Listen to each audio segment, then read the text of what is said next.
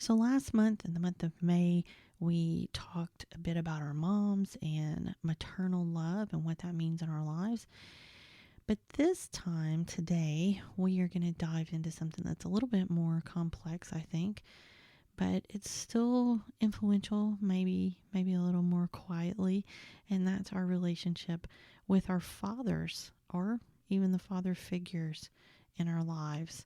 In the last episode, I started talking about my relationship with my dad, and today I just want to dive a little deeper and talk about the relationship. That is not how that needs to be, and I should have written that.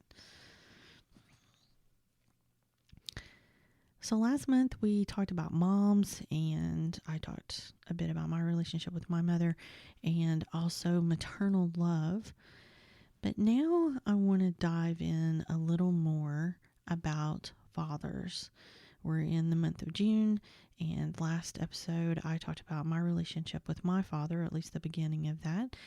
And I want to dive into what I believe is a bit complex, but still very influential, maybe a little more quietly influential, but that's the relationship with our fathers and the father figures in our lives. So welcome back to Soulful Wonderings.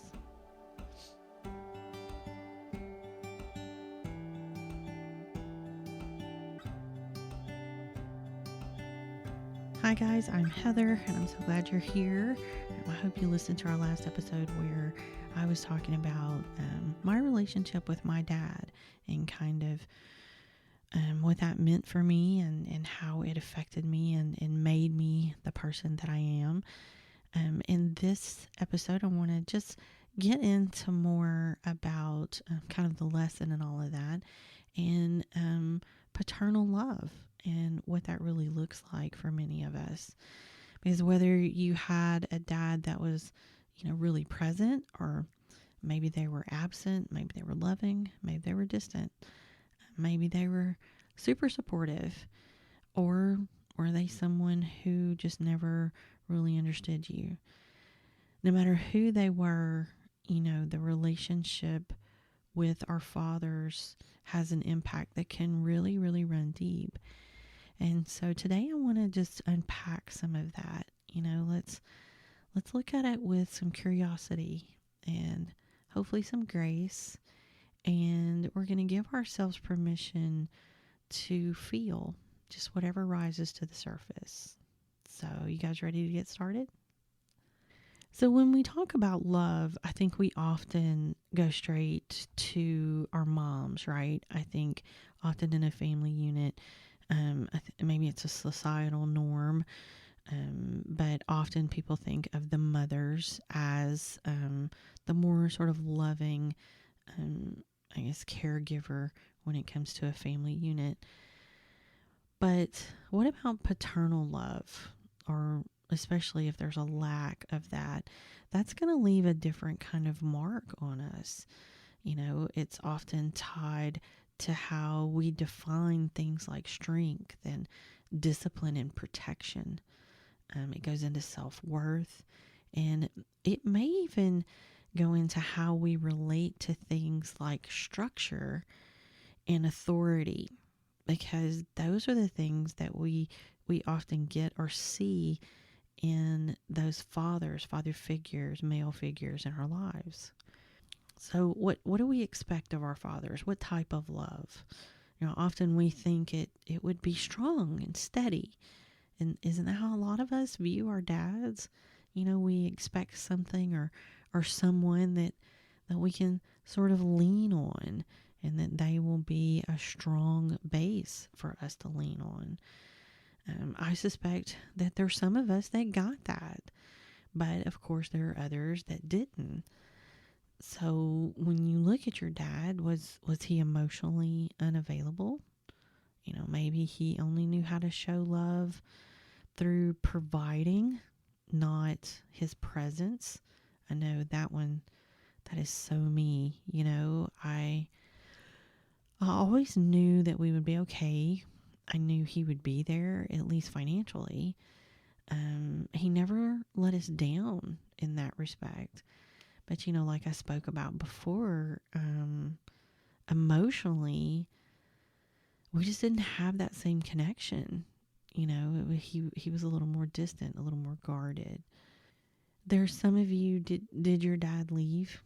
Whether that was physically or energetically, and if that did happen, have you found yourself kind of searching for that sense of security ever since? I think that may be the case for many of us that, my dad, like I said, was there physically, but often emotionally he was not. And especially after he passed, there's definitely, even though I'm married and my husband is very much an amazing father and an amazing husband, it's just different when my own father is not around. And I have actually relied on his father very much. He has become a huge father figure and father presence for me, especially when it comes to security and stability. And of course, those that did have a supportive father, a loving father. Like I said, my dad wasn't hugely emotional, but he was loving, and I knew he loved me. And I think that's part of what makes it. It can often still be complex. Do you know what I mean? Because I know that's how my relationship felt. You had all these expectations, and then you had that sort of generational silence. Do you know what I mean? Especially dads like mine. My dad was from an older generation where that was just the norm, right? Emotions were never spoken. They didn't say those things out loud. But all of those things, they shape how we relate to men. It also shapes how we relate to ourselves. And you could even go so far as to say it relates to how we express our own masculine energy, that masculine side of ourselves. So a lot of us that, we had that support, we had that love, we felt like we had that security. But what if you didn't have that father role? What if it was kind of missing? When you don't receive the affirmations, the safety, the consistency that we need from our dads. Often we end up internalizing that, and there's a couple ways that you can see that happen. For instance, we blame ourselves. We think we weren't enough to be loved. We weren't enough to be protected, or just even to just be understood. And then there's also, many of us will build walls, or we're always kind of looking or chasing validation. We find ourselves, we're looking for this authority figure or a partner to fill that gap of what we didn't have. Or at the same time, we may find ourselves kind of, when we meet that person, we start to push them away because we don't want to get hurt again. And of course, if we let them in, if we let that authority figure, that stability figure in, we're looking at them going, well, that person hurt us before, and I don't know that I want to let that happen again. So there's a couple of ways that can start to show, if you didn't really have that sort of proper paternal love in your life. But here's the truth of that. It wasn't your job to be worthy of your father's love. It was his job to give it.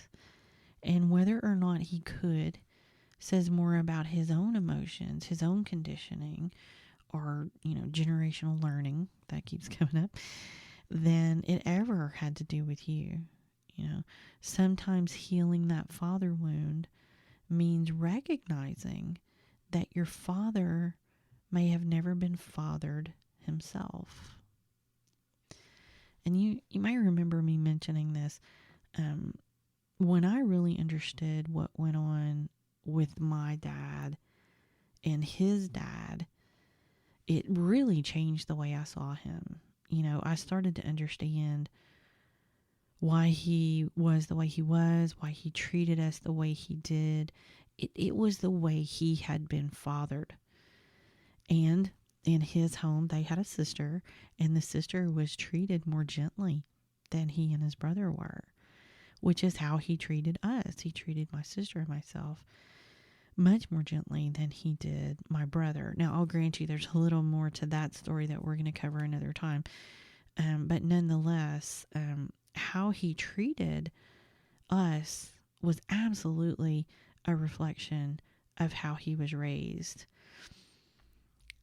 And there was something else that I want to add to this. As I entered adulthood, I saw things differently, obviously. I feel like I had a mix of a present father and one who was emotionally distant, right? Because he was part of that generation that came up sort of being emotionally distant. That was not manly to be that way, right? So many of them sort of hid those emotions and didn't show them. But at the same time, I felt safe. I felt like he would always provide for us financially. But I had also seen him be truly ugly to my mom, not physically, but emotionally.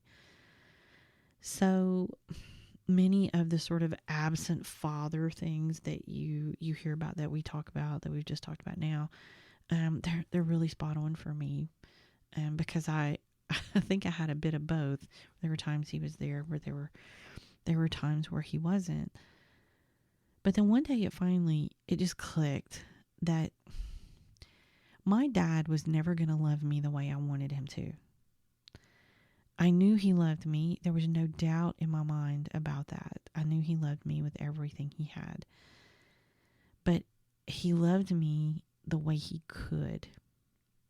That was sort of all he could give. That's all he knew. And the truth was, he was trying to break a generational cycle, I believe, because a lot of the things that happened with his own father, he knew he wasn't going to do with his son, and he certainly wasn't going to do them with us. So I think he was trying so hard, and it was just all he could do. And I had to accept that, because I could either keep hoping for something that was never going to happen, or I could accept that he was loving me the best way he could. And the truth is that acceptance changed our relationship. And I think I've talked about this before too, and I know I'll talk about it again. But we tend to get back the energy that we give, right? So it's like if we're at odds all the time, if we're constantly at each other because of these expectations that are on both sides, he's expecting things of me, I'm expecting things of him, neither of us is getting the results that we want, we're going to be at odds all the time. And that's the energy that we're giving each other. So when I started to accept that he was doing the best he could, it kind of helped me know that I needed to voice things differently to him. I started to kind of put myself in his position, and what did I need to say? How do I need to say it so that he can understand it? Because he's not me. He doesn't think like me. He thinks like him and a person from that generation. So how can I shift a little bit? How can I shift my energy where I can speak the truth that I need to speak to him and not be afraid of how he would react, not be afraid of that anger? And I think I told y'all before that, a lot of our relationship had changed because I stopped acting like the baby child, and I acted like the adult that he needed. And I really felt like that I reached a point where I just needed to absolve myself and him of the responsibility of making our relationship perfect, and just trying to make it healthy and making it a relationship that could grow and where we could actually truly communicate with each other, even if we didn't always understand each other. But we could at least communicate and hopefully learn and grow, and maybe even do some healing. Now hear me, that's not to say that I absolve him of all the shitty things that he did, right? But if I threw him away for that, that's not really fair, is it? I mean, we all make mistakes. We all do stupid, shitty things. We try not to, but we're all healing and learning and growing. And many of our parents came from generations and issues where they are missing these components in their lives as well. All these things we're talking about that you're missing if your father wasn't around. Guess what? They were missing those things too. And again, now they're finding themselves just kind of doing the best they can with what they know. And sometimes they know that how they were treated when they were raised is wrong. So they're trying not to do it again. But as we said before, we have to remember, hurt people hurt people. And I think it's important to acknowledge that. And at times we need to give our parents some grace, just like we would like to have grace extended to us, because we're not perfect in what we're doing either. So I think it's just important to remember that as we're saying all these things and talking about, the things that we need and what paternal love really means, that it's just like with maternal love as well. Our parents are human, and it really just, it made a big difference for me when I just kind of realized that my dad was loving me the way he could. And when I learned to accept that love in the form that it was coming, which was in pure love, it just made all the difference in the world in our relationship. So, moving on from my little soapbox, there's also something else that's important to remember in our discussion, and that's that not all fathers are biological. We talked about this with the moms too. You may find a father figure in various places in your lives. Some of the deepest healing that you have may come through someone who is not your biological father. It may be a mentor, a teacher, an uncle, a grandfather, a coach. I had some great coaches in my life, some great teachers in my life that really had big impacts on me. So what we're really talking about is the people who show up in our lives, and they are a good model of what is a healthy masculinity. And it's okay to look to those people and to allow those people to fill that father space in our lives. Maybe even ask yourself, who has offered me grounded support in my life? Who's been there for me in that way? Who made me feel safe and safe to be seen? Who filled that role? And who taught me without shaming me? That's a big one, right? So maybe look at the people in your life that have filled those roles. You may already have a father figure in your life, because those people, they carry the essence of paternal love, right? Even if they've never said the words, I love you. And just like with maternal love, there are times that our healing will start to begin when we see where that energy did show up. And it may not be in a way that we thought it would. It may be completely unexpected. So I find sometimes we just need to reflect on it so that we can really open up and start to recognize it, or we can recognize those places that we've seen these things and show gratitude for it. And that allows our energy to change, and it allows us to really open ourselves up to receiving that energy and that love, even in the unexpected places. And you can also begin to sort of reparent yourself. How can you bring the energy yourself? If it's something you're missing, how can you bring it? How can you be the one that says, you are worthy of protection? You're not too much. You're enough just as you are. So if this is something you want to explore, I invite you to sit with this question. What did I need from my father that I didn't receive? And how can I give that to myself now? Sit with that, reflect on that, journal on that. And also, here's another one. Is there anything I need to forgive or accept so that I can stop carrying his silence, his absence, or his pain on my own? Sometimes it's just time to put that down. You don't have to have a perfect relationship with your father to find peace. And you don't need him to say the words that you've always longed to hear in order to heal.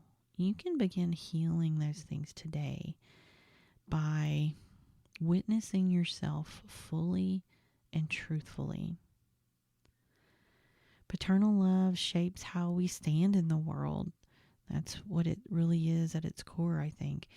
And when we bring healing to that place, we anchor ourselves just more deeply in our power and in our worth and our capacity to feel safe. So no matter what the past holds, we can do that for ourselves as we start to heal. I really appreciate you guys walking through this with me. I know it may have stirred some things up in a few of you guys. I just encourage you to be gentle with yourself as you go through this. Talk it out with someone if you need to. Write it out. Or maybe just, sit in a quiet moment, have some meditation, and just let yourself sit with these emotions and work through them. And just know that you're not alone in this journey. There are a lot of us out here that love you and are here to help you in any way that you need. So until next time, keep wondering, keep healing, and keep walking your path. Thanks so much for joining us today. We hope you enjoyed today's episode and that it has helped you move forward in your journey in some way. Make sure and like and rate and subscribe and, do all those things for our podcast because it really helps us out. Links and other important things you need to know will be in the show notes. And if you have ideas of topics you'd like to hear about or questions you want us to answer, you can drop those on the Soulful Wonderings page on either Facebook or Instagram, or you can drop us an email. Again, check the show notes for all that. If you're interested in theta healing or reading or just more spiritual topics, head over to our website, soulfulwonderings.com. In the meantime, take care of yourself and each other. Until next time.